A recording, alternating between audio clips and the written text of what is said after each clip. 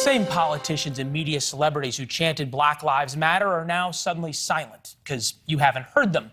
And they're silent on the #1 thing killing young black Americans. The new numbers from the CDC show gun violence up, but murders of young black men are through the roof. Nearly 11,900 in 2020. That's a 40% increase from the year before.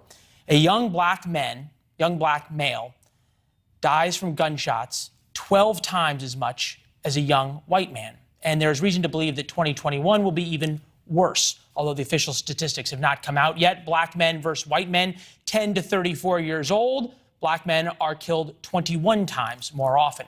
This graph shows the spike best. And remember, it is not adjusted for population. Gun homicide victims, 1999, 2020, as you can see, the line for African Americans is not even close to that of the rest of the population. Yet the voices of 2020 who gained national attention for their dedication to protecting black men in the Black Lives Matter movement are nowhere to be found. AOC, Bernie Sanders, Maxine Waters, Elizabeth Warren.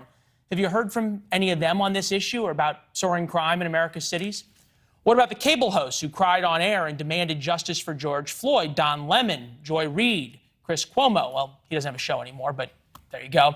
All right, Joe Scarborough does. Haven't heard from him. 0 segments demanding justice for the 11,899 other black men killed in 2020.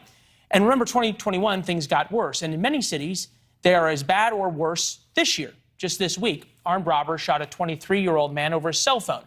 The video speaks to gangs unconcerned with taking human life and unafraid of the consequences. And why should they be?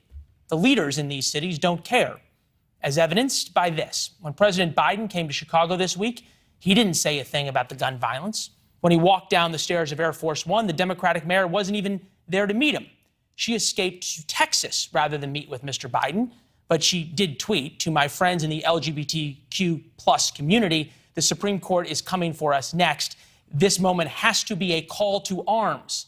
Yes, a call to arms from the mayor of a city with strict gun laws and record murders. Daquan Bruce is with us here, Executive Director for Concerned Communities for America. Gunman killed his cousin in a drive-by shooting. Colby Hall, founding editor of Mediaite, America's premier site for news about the news. Daquan, is there a group in the African-American community that feels used? I think there should be, but we haven't really seen much of people standing up and saying that, you know, in the matter of Black lives mattering to people, we always matter last when it comes to every other group. We only matter when it fits the larger narrative. When it's helpful politically. Exactly. Why has there not been a movement against those who take advantage of the tragedies that your family's experienced, you experienced being shot? Well, there is a movement growing. That's part of the work that we do at Concerned Communities for America. Is we focus on uplifting, the Black and brown communities in ways that matter to our communities. First and foremost, being addressing the matter of crime and anarchy on our streets. We want to be able to provide a pathway for organizations and individuals who are doing the work in the community to be uplifted and supported, but also to reach that target audience who feel as though they have no voice. Right? They have no voice. Colby, I'm thinking about the media angle of it. Is it as simple as Daquan laid out that for the big cable news networks, and especially the super liberal network, thinking CNN and MSNBC, that it doesn't fit the narrative, it doesn't fit their viewership, therefore just not worth covering?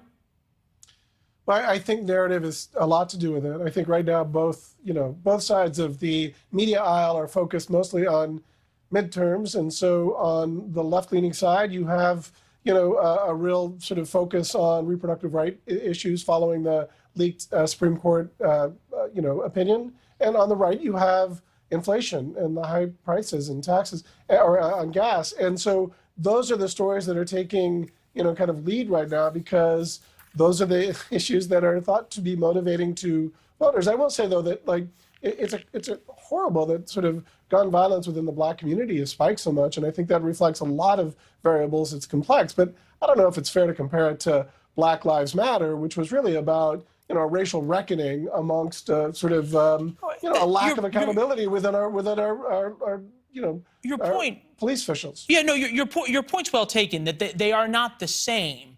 But at the same time, you've got the mayor of Chicago tweeting about LGBTQ+ and a call to arms when dozens of her constituents every month are dying by gunshots, and she just won't even talk about it. It's the same in Washington, D.C. It's the same in New York, where you are, and the like.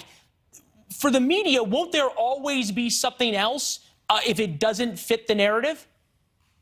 I think you're onto something there. I think it's not just the narrative; it's the sort of shiny, bright object that is new, right? So news editors and programmers, they want something that's unique and scarce, and that comes in many, many ways. And I hate to say it, but gun violence is not something that is terribly unique. It should be. It's a horrible situation, and I don't want to defend Mayor Lightfoot's comments because I think she stepped in it. It wasn't a good look for her or her city. And I give credit to the CDC to bringing attention, and to you for bringing attention to this problem that continues to get worse, and yet no one's talking about it. It's like we accept it to be standard operating procedure, and it shouldn't be. No, it certainly shouldn't be. Daquan, I got a call from a friend of mine a couple of days ago when the CDC statistics came out, and he said, hey, look, there's a number of news organizations who are covering that murders are up, but no one's breaking it down by race. And he said because news organizations are scared of being called racist for doing it. Is it more valuable and more truthful to break it down by race? Is it fair to people in Chicago and the communities you grew up in to not break it down by race? No, I think it's important to break it down by race. I think that if we are, blanketing the system, blanketing the whole epidemic here, we leave out the fact that young Black men are dying at higher rates than any other group from gun violence. I myself, like I said before, being a victim of gun violence. We've got a picture of your cousin. And my cousin being taken just 3 months after I was shot in the community we both grew up in. When you blanket and sort of whitewash the statistics here, you forget stories about people like us. Yeah. Stories about individuals like the little girl just today who was shot, 3 years old, shot multiple times in her community. You isolate these stories that are important, what but was they the move 3-year-old's people to name? action. Unfortunately, I didn't get her name. Yeah, we may even. Good point, Colby. To you, you say something rare. 3-year-old shot and killed. A lot of these are caught on videotape. I have police officers sending me videos from around the country of people being shot and killed, young kids being shot and killed. Why is the 3-year-old shot and killed in Chicago not turned into the next George Floyd? That'd be pretty easy for MSNBC to do, wouldn't it? Well, George Floyd there was video that captured him being killed by cops. So it's horrible and it's tragic that a 3-year-old was killed by gun violence, and that it deserves a national conversation about. And I think but is right. One of the reasons that the conversation isn't happening is because the answers, as Daquan has pointed out and his group's pointed out, aren't necessarily convenient for the hosts of MSNBC and CNN?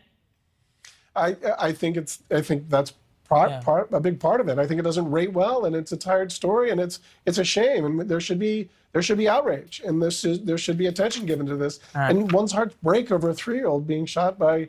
It's just awful. Yeah. It is. We'll keep covering it here, gentlemen. We'll have you back to talk about it. Thank you, and Daquan, thank you for the work you keep doing. There's not a lot of people who are out there. It's a helpless, thankless job, but it's one that a lot of people in your community are grateful for. Thank you so much for having me. Colby, we're grateful for you too, all right? Thank you very much. Thanks for watching. Click the red subscribe button below so you can get more of NewsNation's fact-driven, unbiased coverage.